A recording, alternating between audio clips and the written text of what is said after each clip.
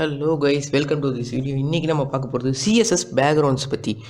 பேக்ரவுண்டில் முக்கால்வாசி டைம் நம்ம கலரை வச்சு தான் நம்ம பார்த்துருக்கோம். பட் இந்த வீடியோவில் ஃபுல் அண்ட் ஃபுல் பேக்ரவுண்டில் என்ன பண்ணலாம், என்னென்ன பண்ணலாம், எப்படி பண்ணலாம் சூப்பராக அப்படின்றது. ஸோ முக்கியமாக நான் என்ன பண்ணியிருக்கேன்னா, ஒரு பேராகிராஃப் மாதிரி சும்மா ஆன்லைனில் எடுத்து போட்டிருக்கேன். ஸோ அது ஒன்றும் பெரிய இதெல்லாம் இல்லை. H1 டேக்கில் வீக் 2 கோர்ஸ்னு பி டேக் ஃபுல்லாக அந்த பேராகிராஃபு அங்கங்கே பிரேக் சும்மா பிரேக் தெரியறதுக்காக.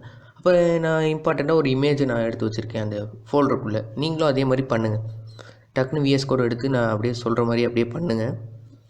ஒரு ஏதோ ஒரு இமேஜ் எடுத்து போட்டுருங்க. அப்புறம் இந்த மாதிரி ஏதோ ஒரு பேராகிராஃப் நீங்களே அடித்து விட்டு அந்த மாதிரி போட்டிருக்காங்க. ஸோ H2 டேகு இதெல்லாம் க்ரியேட் பண்ணியாச்சு.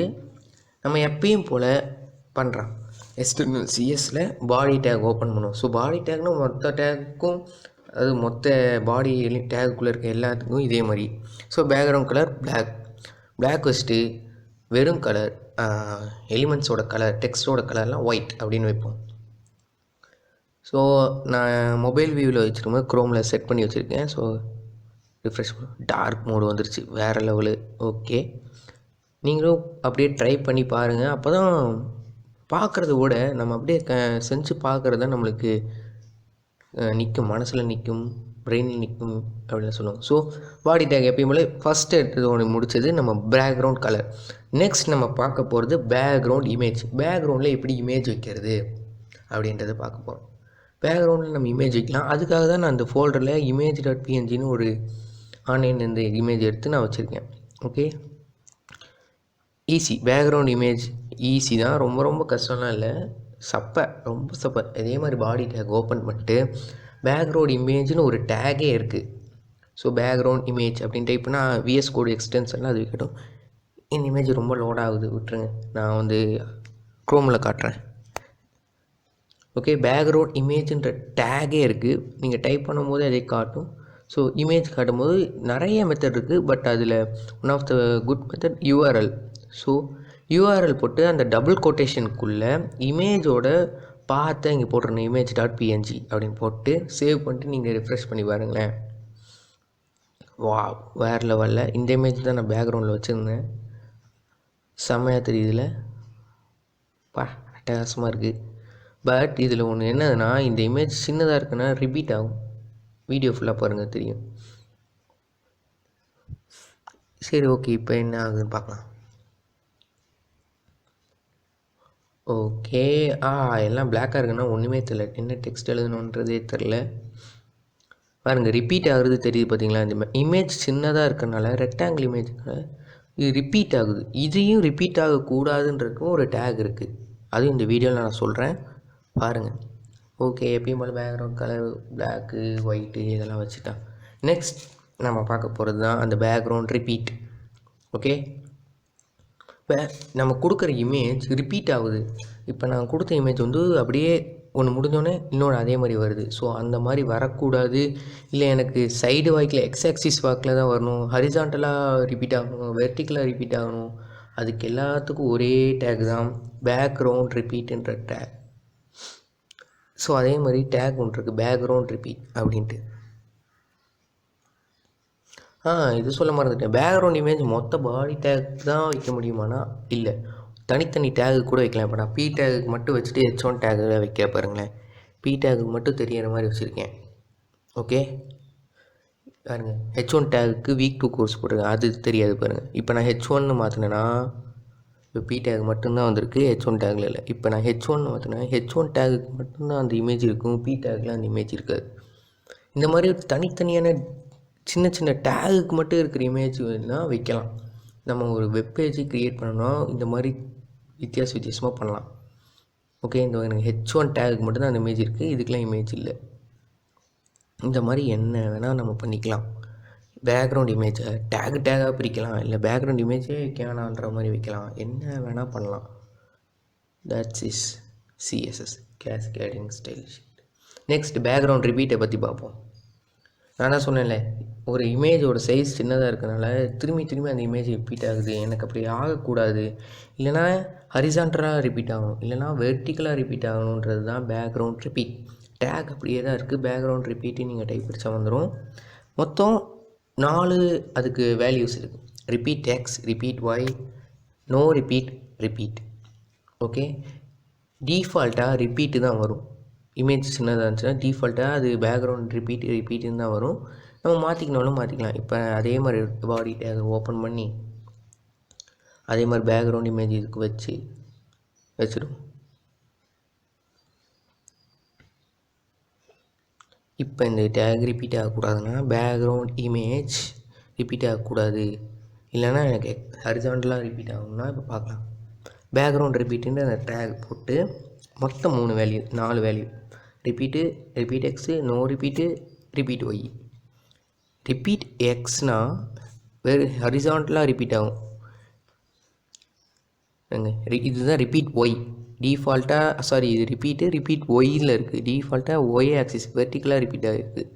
இதுவே நம்ம ரிப்பீட் எக்ஸ்னால் இமேஜ் முடிஞ்சிட்டு பக்கத்தில் ஹரிசாண்டலாக எக்ஸ் ஆக்சிஸ் வாக்கில் ரிப்பீட் ஆகும். இத்தனை வேல்யூ இருக்குது, இதில் என்ன வேணால் கொடுத்துக்கலாம். இப்போ நான் நோ ரிப்பீட்டுன்னு கொடுத்துட்டேன்னு வச்சுக்கோங்களேன், ரிஃப்ரெஷ் கொடுக்குறேன், அவ்வளோதான். கீழே இமேஜ் வரல பாருங்களேன், பிளாக் ஆகிடும். அங்கே தான் நம்ம நோ ரிப்பீட்னு கொடுத்தனால ரிப்பீட் ஆகாது. ஸோ இமேஜோட சைஸுக்கு ஏற்ற அளவுக்கு மட்டும்தான் வரும். இதுவே ரிப்பீட் எக்ஸ்ன்னு கொடுத்தோன்னா ஹரிசாண்டலாக ரிப்பீட் ஆகும். இதுவே ரிப்பீட் ஒய்ன்னு கொடுத்தோன்னா வெர்டிக்கலாக ஒரு இமேஜ் முடிஞ்சோடனே கீழே இன்னொரு இமேஜ் அதே மாதிரி இமேஜ் திரும்பி ரிப்பீட் ஆகுது. ரிப்பீட் எக்ஸ்னால் இப்போ 0ல் ரிப்பீட் ஆகுதுன்னா ஹரிசாண்டலுக்கு எப்படி சொல்லலாம், செங்குத்தா போகுதா எப்படி, அந்த மாதிரி நேராக ரிப்பீட் ஆகும். இப்போ ரிப்பீட் எக்ஸுன்றதுக்கு இது ரிப்பீட் ஒய் பாருங்கள், ஒரு இமேஜ் முடிஞ்சிருக்கு, இங்கே ஒரு இமேஜ் வந்துருக்கு. இதுவே ரிப்பீட் எக்ஸ்னால் லெஃப்டில் முடிஞ்சிட்டு அப்புறம் ரைட்டில் வந்துட்டு அப்புறம் திரும்பி இந்த பக்கம் வந்துடும். ஸோ இந்த மாதிரி தான் பண்ண முடியும்.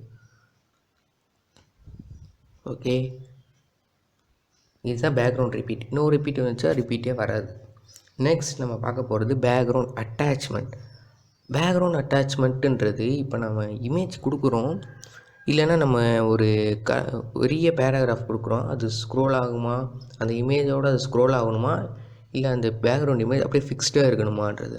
பேக்ரவுண்ட் அட்டாச்மெண்ட் நம்ம ஃபிக்ஸ்டுன்னு கொடுத்தோம்னா நம்ம கொடுத்த இமேஜ் ஃபிக்ஸ்டு தான் இருக்கும், ஸ்க்ரோல் ஆகலாம், பட் அந்த இது மட்டும்தான் ஸ்க்ரோல் ஆகும், அதாவது வேர்ட்ஸ் மட்டும்தான் ஸ்க்ரோல் ஆகும். பாருங்களேன், பேக்ரவுண்ட் இமேஜ் அப்படியே ஃபிக்ஸ்டு தான் இருக்குது, அது ஒன்றும் ஆகும். ஸோ இது நம்ம மோஸ்ட் ஆஃப் டைம் யூஸ் பண்ணுறது கரெக்ட், பேக்ரவுண்ட் அட்டாச்மெண்ட் ஃபிக்ஸ்டு. இதுவே நம்ம பேக்ரவுண்ட் அட்டாச்மெண்ட் ஸ்க்ரோல்டுன்னு கொடுத்துட்டோன்னு வச்சுக்கோங்களேன், அந்த ஸ்க்ரோல் பண்ணுறதுக்கு ஏற்ற மாதிரி அந்த இமேஜ் ஸ்க்ரோல் ஆகும். இருங்க, இப்போ ஃபிக்ஸ்டுலேருந்து ஸ்க்ரோலுக்கு மாற்றிடுவோம். 2 வேல்யூ தான், ஃபிக்ஸ்டு ஸ்க்ரோல் மட்டும்தான் இருக்குது. இதில் ஸ்க்ரோல் கொடுத்துட்டோன்னு வச்சுக்கோங்களேன், நம்ம ஸ்க்ரோல் பண்ணால் அந்த இமேஜும் ஸ்க்ரோல் ஆகும். பெட்டர் நீங்கள் ஃபிக்ஸ்டு யூஸ் பண்ணுறது தான் கரெக்டு, ஏன்னா அதான் கரெக்டாக இருக்கும். இப்போ நம்ம ஸ்க்ரோல் பண்ண அதுவும் பேக்ரவுண்ட் இமேஜ் ஸ்க்ரோல் ஆகுதில்ல, இது நல்லா இருக்காது. பட் ஃபிக்ஸ்டு வச்சோன்னா தான் கரெக்டாக இருக்கும், ரெஸ்பான்சிவாக இருக்கும், ஃபோனில் பார்க்குறவங்களுக்கு கரெக்டாக இருக்கும். நம்ம மறுபடியும் ஸ்க்ரோல் பண்ண அந்த இமேஜும் நம்ம கூடயே வர மாதிரி இருக்கும். ஃபிக்ஸ்டுனா பேக்ரவுண்ட் இமேஜ் ஃபிக்ஸாக இருக்கும், ஸ்க்ரோல் பண்ணால் அது ஸ்க்ரோல் ஆகாது. இதுதான் பேக்ரவுண்ட் அட்டாச்மெண்ட். லாஸ்ட்டாக நம்ம பார்க்க போகிறது பேக்ரவுண்ட் பொசிஷன். பேக்ரவுண்ட் பொசிஷன் நிறையா இருக்குங்க. அதாவது பேக்ரவுண்ட் இமேஜோட பொசிஷன் எப்படி இருக்கணும், இந்த டெக்ஸ்ட்டோட பொசிஷன் எப்படி இருக்கணுன்றது தான் பேக்ரவுண்ட் பொசிஷன். இப்போ பேக்ரவுண்ட் பொசிஷன்னால் நிறையா வேல்யூஸ் 0 inches 1 inches 2 inches அளவு தள்ளலாம், இல்லை 10 inches அப்படி தள்ளுற மாதிரியும் வேல்யூ கொடுக்கலாம். இல்லைனா பேக்ரவுண்ட் இமேஜோட பொசிஷன் ரைட்டு டாப்பில் இருக்கணும், இல்லை left top, left bottom, right bottom, இந்த மாதிரியும் வேல்யூ கொடுக்கலாம். ஸோ நான் இப்போதைக்கு பேக்ரவுண்ட் பொசிஷன் இமேஜோட பொசிஷன் ரைட்டில் டாப்பில் இருக்கணும். ஓகே, மார்ஜின்றது நான் சொன்ன அந்த கொடுத்துருக்க டெக்ஸ்ட் இருக்குல்ல, மார்ஜின் லெஃப்ட்டு, நம்ம கொடுத்துருக்க டெக்ஸ்ட்டு லெஃப்ட் சைடு எவ்வளோ தூரம் நகரணும். இப்போ நான் ஆட்டோன்னு கொடுத்துருக்கேன், நகராது. இது நான் சொன்ன பாருங்களேன், ரைட் டாப்புக்கு வந்தனால கொஞ்சம் இந்த இமேஜ் பார்த்தா கொஞ்சம் தெரியும், ரைட் டாப்புக்கு இதுவே நான் லெஃப்ட் டாப்புன்னு கொடுத்துட்டேன்னா கொஞ்சம் லேக் ஆகி வர்றது மாதிரி தெரியும். இப்போ நான் மார்ஜின் லெஃப்ட்டு கொடுத்துருக்கேன், அது ஆட்டோலேருந்து நம்மளுக்கு ஏற்ற மாதிரி மாற்றிக்கலாம். இது மார்ஜின் நம்ம கொடுத்துருக்க டெக்ஸ்ட் மார்ஜின்லேருந்து எவ்வளோ தூரம் நகரணும், லெஃப்ட் சைடு 10 inches இல்லை 100 inches, இதே மாதிரி மார்ஜின் ரைட் நம்ம கொடுத்துருக்க டெக்ஸ்ட் மார்ஜின்லேருந்து 100 inches தள்ளி நகரணும். மார்ஜினை பற்றி இன்னொன்று நிறையா இங்கே பாருங்கள், 10 inches கொடுத்தோன்னே எவ்வளோ கரெக்டாக சூப்பராக வந்துரு பாருங்களேன். 20 200. ஸோ இப்போ நான் லெஃப்ட் டாப்னு கொடுக்குறேன். இமேஜ் மாறுறது ஸ்லைட்டாக மாறுறது உங்களுக்கு தெரியும். சேவ் கொடுத்து ரிஃப்ரெஷ். கொஞ்சம் முன்னாடி வந்திருக்குது தெரியுதா? ஓகே, இந்த மாதிரி லெஃப்ட் டாப் கொடுக்கலாம், இல்லை லெஃப்ட் பாட்டம், ரைட் டாப், இல்லைனா இன்ச் பை இன்ச்சாக நான் ஊற்றணும்னா 100 inch, 100 inch, 200 inch, 20px, 200px இந்த மாதிரி மாற்றலாம். இந்த மாதிரி லெஃப்ட் பாட்டம் கொடுத்ததுக்கு கொஞ்சம் பாட்டமுக்கு வந்ததுக்கு. ஸோ பேக்ரவுண்ட் இமேஜோட பொசிஷன் எப்படி இருக்கணும், அதுக்கு பேக்ரவுண்ட் பொசிஷன் டேக் யூஸ் பண்ணலாம். இல்லை எனக்கு மார்ஜினை விட்டு கொஞ்சம் நவுறணும் அந்த டெக்ஸ்டஸ்லாம், இல்லைனா நடுவில் இருக்கிற டெக்ஸ்ட்லாம், இன்னும் மார்ஜின் போட்டு margin left, margin right, margin bottom, margin டாப்ன்றது அது அடுத்த வீடியோவில் நான் சொல்கிறேன். இந்த வீடியோவில் யூஸ் பண்ணணுன்றதுக்காக அது யூஸ் பண்ணியிருக்கேன். So background position left bottom, right top, இல்லைன்னா இன்ச் பை இன்ச்சாக நவுத்தலாம். பாருங்கள், 50 இன்ச் நவுத்துறோம், இன்ச் பை இன்ச்சாக கூட நம்ம நவுத்தலாம். வெயிட் பண்ணுங்கள். 5 இன்ச்சு இமேஜ் வந்து நவரணும் ரைட் சைடில், இல்லைனா லெஃப்ட் சைடில். ரைட் சைடில் 5 இன்ச்சில் மொத்தமாக எனக்கு வந்துருச்சு, பரவாயில்ல. ஓகே, அப்போ ஒரு 3 இன்ச்சு அந்த மாதிரி கொடுப்போம். ஓகே, சேவ் பண்ணி பார்ப்போம். ரிஃப்ரெஷ். 3 இன்ச்சு இந்த மார்ஜின், லெஃப்ட் மார்ஜின்லேருந்து 3 இன்ச்சு நான் ஓடி இருக்கேன் அந்த இமேஜ். அதுக்குமே இமேஜ் தெரியல பாருங்கள். ஸோ இப்போ 2 இன்ச்சு 1 இன்ச்சு வச்சோன்னா, ஸோ லெஃப்ட் மார்ஜின்லேருந்து 1 இன்ச்சு தான் நவுரில் அந்த இமேஜ் தெரியல, நவுந்துருக்குன்னு சொல்லலாம், தெரிலன்னு சொல்ல. ஓகே, இந்த மாதிரி இன்ச் பை இன்ச்சாக மாற்றலாம், இல்லை பிக்சல்ஸ் மூலியமாக மாற்றலாம், இல்லை right top, right bottom, left top, left bottom இப்படியும் யூஸ் பண்ணலாம். ஓகே, அடுத்து நிறைய டேக் இருக்குது. பேக்ரவுண்ட் சைஸ், அதோட பேக்ரவுண்ட் இமேஜோட சைஸ் எவ்வளோ இருக்கணும், எவ்வளோ இன்ச்சஸில் வைக்கலாம், 20 இன்ச்சஸ் இல்லை 200 பிக்சல்ஸு சொல்லியிருக்கேன்ல இந்த.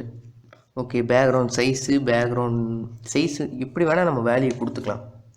இதுதான் சிஎஸ்எஸோட one of the good advantage. Okay, இப்போ இது 20 இன்ச்சஸ் நான் கொடுத்தேன்னு வச்சுக்கோங்களேன், இமேஜ் சின்னதாகலாம், இல்லைனா 200 பிக்சல் கொடுத்தா அந்த மாதிரி ஆகலாம். இப்போ 20 இன்ச்சஸ் கொடுத்துருக்கேன், என்ன ஆகுதுன்னு பார்க்கலாம். ஸோ கொஞ்சம் ஜூம் ஆனது தெரியுது பார்த்தீங்களா, கொஞ்சம் ஜூம் ஆனது தெரியும்னு நினைக்கிறேன் உங்களுக்கு. ஓகே கைஸ், இந்த வீடியோ ஃபுல்லாக நம்ம பேக்ரவுண்டை பற்றி கவர் பண்ணிட்டோம். நெக்ஸ்ட்டு வீடியோ இன்னும் நிறையா போட போகணும். ஸோ ஸ்டே டியூன், மறக்காமல் சப்ஸ்கிரைப் பண்ணிடுங்க. டெலிகிராம், இன்ஸ்டாகிராம்லாம் ஃபாலோ பண்ணுங்கள். டெலிகிராமில் இந்த ஃபைலை நான் போடுறேன், யூஸ் பண்ணிக்கோங்க. ஃபைல் போடுங்க, நீங்கள் டவுன்லோட் பண்ணி அது உங்களோட விஎஸ் ஸ்கூலில் யூஸ் பண்ணிக்கோங்க. இப்போ பாருங்கள், நான் மார்ஜின் ரைட் கொடுத்தோன்னே ரைட் சைடு வந்துடுச்சு. இதே மாதிரி மார்ஜின் டாப், மார்ஜின் பாட்டம் இருக்குது. அந்த இதை நான் அடுத்த வீடியோ நான் கண்டிப்பாக போடுறேன். மறக்காமல் சப்ஸ்கிரைப் பண்ணிங்க. Follow me on Instagram, Telegram and ஒய் ஜாப்ஸ் பற்றி நான் வீடியோ போட்டிருக்கேன், பாருங்கள்.